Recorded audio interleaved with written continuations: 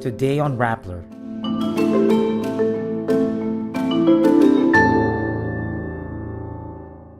Former Public Works Undersecretary Maria Catalina Cabral falls to her death in Tuba, Benguet. Medical experts tell the International Criminal Court former President Rodrigo Duterte can undergo trial. President Marcos names Nicolas Torre the new MMDA General Manager. The Bicameral Conference Committee approves 243 billion pesos in unprogrammed appropriations for 2026. A historic first, Alas Pilipinas captures the women's beach volleyball gold medal in the Southeast Asian Games. And triathlon star Kira Ellis shines in the Southeast Asian Games despite food poisoning 2 days before. Former Public Works Undersecretary Maria Catalina Cabral has been declared dead after being found unconscious along the riverbank of the Bued River in Tuba, Benguet. She was discovered approximately 20 meters below the highway around 8 p.m. Thursday, December 18, following a search. Cabral was later declared dead at 12:03 a.m. Friday, December 19. According to police, Cabral had been traveling with her driver earlier in the afternoon when she reportedly asked to stop along Kennon Road and requested to be left alone. When the driver later returned and could not find her, he sought police assistance. He was later taken into custody by authorities. Police say it is being treated as an alleged fall that resulted in death, and no foul play has been established at this stage. The ombudsman has directed the authorities to take custody of and preserve Cabral's cell phone and other gadgets.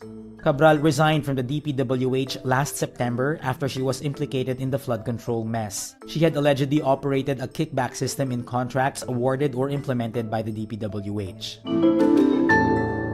Medical experts tell the International Criminal Court former President Rodrigo Duterte can undergo trial provided he's given certain accommodations like regular breaks and his preferred food.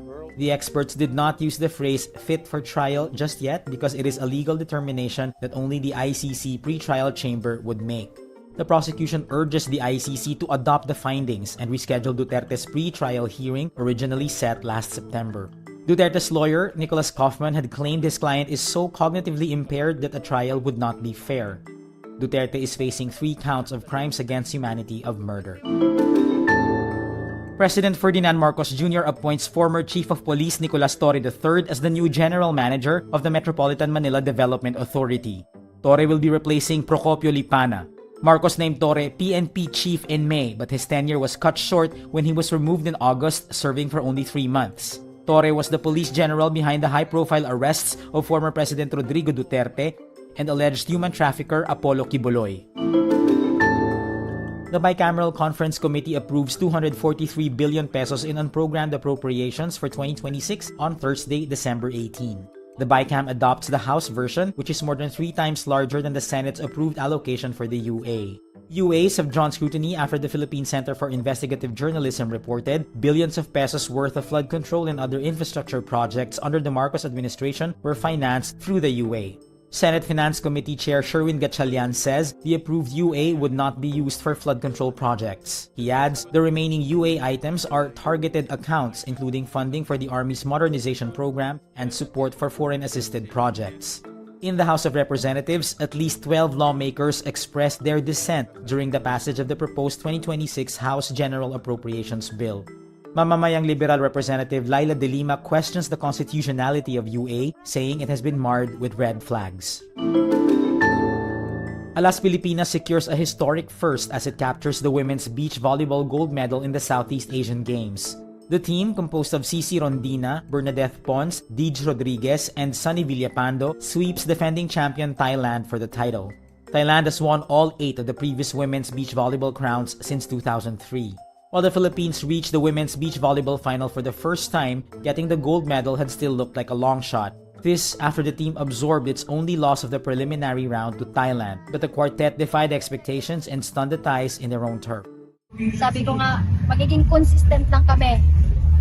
Podium nandyan lang. So, ayun, I think consistency lang din talaga yung napakita namin. Kaya kami nakapag-gold. Matagal na namin pinangarap talaga na makapag-gold kami. And finally, sinagot ni Lord yung mga panalangin namin.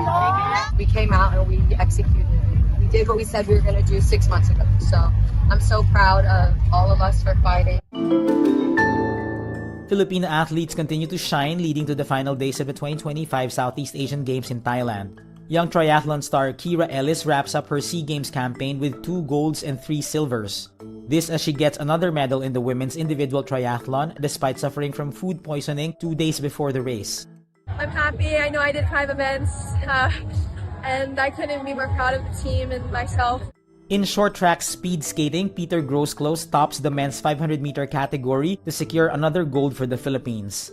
Meanwhile, tennis sensation Alex Ayala says her recent gold in the women's singles category was something she never expected at the start of the year. I think this is just a whole nother category. I think, playing with the country written on your back is, and these sort of team events just bring a different kind of pressure. So I'm so happy with how I handled it and my performance every day of course. As of 5:20 p.m. Thursday, December 19, the Philippines ranks 6th overall with 43 golds, 63 silvers, and 139 bronzes. And that's today's wrap. I'm JC Gotinga. Thank you for watching. Click the link below for the full story. For more updates, download the wRap.